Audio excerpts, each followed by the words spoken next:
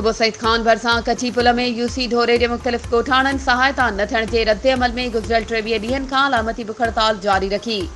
उन मौक़े ते अॻवाननि मोहम्मद ईसा खोसो, मियां बख्श खोसो, दादन खान चांडियो समेत ॿियनि मीडिया सां ॻाल्हाईंदे चयो त 2022 में बलोचिस्तान खां ईंदड़ बरसाती ॿोड़ सिंध जे ॿियनि इलाइक़नि खां पहिरियां यूसी ढोरे में वॾी तबाही मचाई हुई,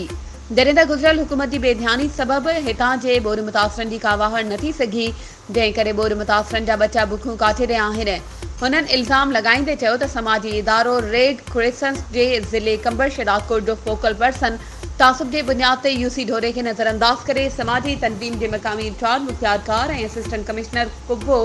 जिन सां मिली भगत करे हिसे पती एवज़ करप्शन करे रहिया आहिनि, जिन जी जांच करे इंसाफ़ कयो वञे। हुननि चेतावनी ॾींदे चयो त वाहड़ न करण ते मरण घड़ीअ ताईं एहतजाज जारी रहंदो। वधीक ख़बरूं ऐं अपडेट्स जे लाइ असांजे चैनल खे सब्सक्राइब कयो ऐं हा, बेल आइकन खे प्रेस करण न विसारिजो त जीअं असांजी हर नई अचण वारी वीडियो तव्हां ताईं पहुची सघे।